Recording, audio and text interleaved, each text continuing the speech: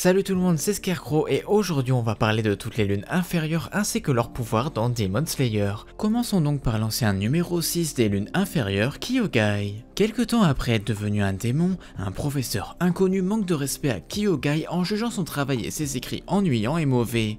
Furieux, Kyogai le tue avec son tambour. Alors qu'il était encore membre des 12 lunes démoniaques, Kyogai a lentement perdu la capacité de manger des humains.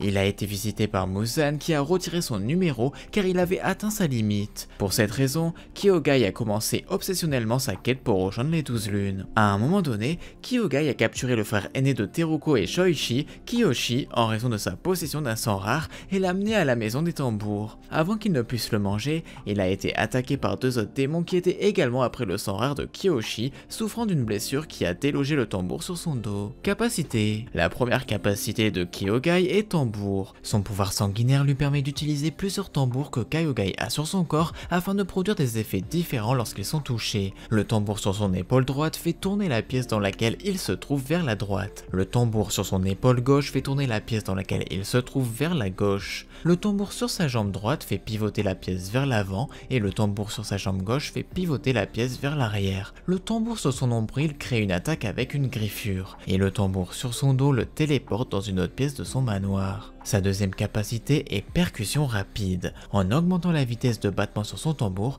toutes les techniques sont activées et le nombre de griffes passe de 3 à 5. Kamanue. Malheureusement, on ne sait pas grand chose sur Kamanue à part qu'il est aujourd'hui la 6ème lune démoniaque inférieure. En effet, Muzan a tué Kamanue et on n'a pas eu le temps de connaître son histoire ou ses capacités. Rui. Il y a de nombreuses années, Rui est né avec un corps humain faible fragile que même l'acte de marcher et de respirer lui était difficile à faire, lui faisant passer la majorité de sa vie pris au piège dans sa maison, pris en charge par sa mère et son père qui, malgré sa fragilité, l'aimait profondément et le chérissait. Une nuit, Rui a été approché par Muzan qui a ensuite proposé de le sauver et l'a transformé en démon. Possédant maintenant un corps solide, Rui a finalement pu se déplacer librement pour la première fois, apportant joie et bonheur à ses parents. Cependant, cela n'a pas duré, car il était maintenant un démon et Rui avait maintenant besoin pour se nourrir de manger des humains, ce qui l'a amené à tuer un homme à l'intérieur de sa maison. Cette scène sanglante a ensuite été découverte par ses parents, qui ont été immédiatement horrifiés par ce que leur fils avait fait.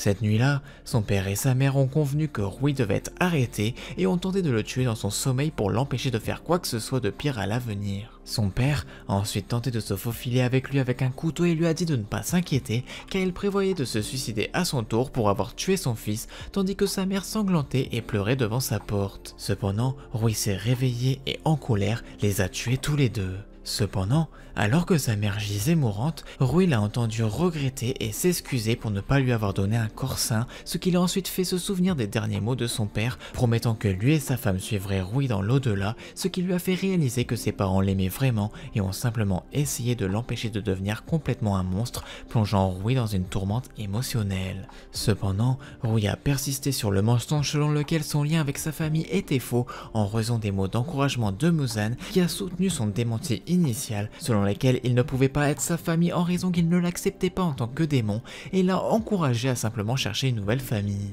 En tant que démon, Rui a continué à tuer et à manger des humains gagnant plus de force jusqu'à qu'il obtienne finalement le poste de 5ème lune inférieure. En raison de la répression de ses souvenirs douloureux en tant qu'humain, Rui a demandé à Muzan s'il pouvait créer une famille. Ce dernier l'a alors autorisé, il a commencé à rassembler des membres appropriés qui jouaient chacun le rôle de ses nouveaux parents et frères et sœurs. Capacité. La première capacité de Rui est prison de fil. Rui crée une chaîne en forme de toile autour de son adversaire pour le couper en morceaux. Sa deuxième capacité est cage du regard assassin. Rui crée une cage à partir de sa toile autour de la cible qui rétrécit continuellement jusqu'à que la cible se coupe en morceaux. Et la troisième capacité est fil à trancher rotatif, c'est une création d'une roue rotative de fil qui, en atteignant l'adversaire, les coupera en morceaux. Mukago. Malheureusement, on ne sait aussi peu de choses sur Mukago car Muzan l'a tuée. Cependant, vu qu'elle était la 4ème lune inférieure, on peut supposer qu'elle était quand même assez forte. Wakuraba. Malheureusement, c'est la même chose pour Wakuraba qui a été tué par Muzan, cependant c'est la 3ème lune inférieure, donc il devait être encore plus fort. Aero. On ne sait pas grand chose sur Aero, mais on sait qu'à un moment de sa vie, il a maîtrisé l'art du Bushido, mais qu'il fut harcelé par un groupe de tireurs d'élite qui a insulté ses talents de sabreur. À un moment donné, lorsqu'il est devenu un démon, il a failli être tué par Rengoku. Cependant, il a été épargné ou alors il s'est échappé, et depuis il a gagné en force au point de devenir la deuxième lune inférieure. Capacité. Sa première capacité est cavité de pillage.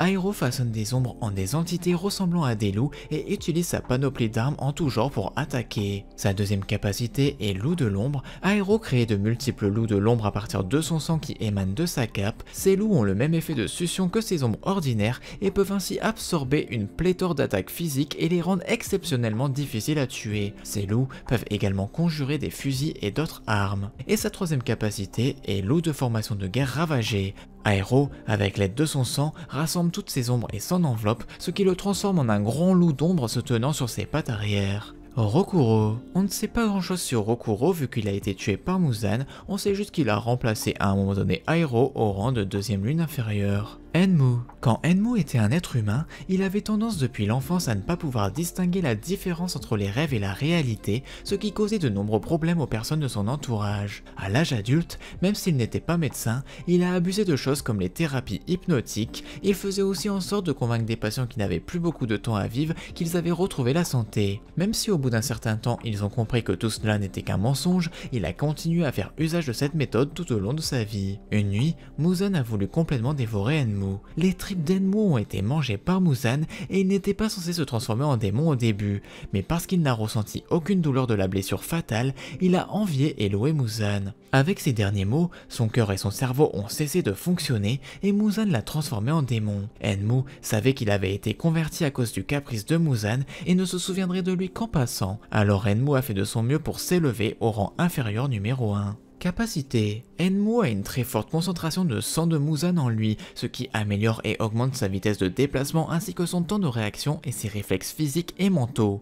Cela se voit lors de son combat contre Tanjiro, lorsqu'il est capable d'esquiver et de réagir à chacune des attaques de Tanjiro sans le moindre effort. Comme tous les démons, Enmu possède la capacité de manipuler sa propre chair. Après avoir fusionné avec le train, Enmu utilise cette capacité pour tenter de consommer les habitants humains à bord et pour attaquer les pourfendeurs de démons à bord. Il possède deux capacités de son pouvoir sanguinaire. La stimulation du sommeil qui est un pouvoir sanguinaire qui lui permet de forcer n'importe qui à s'endormir profondément.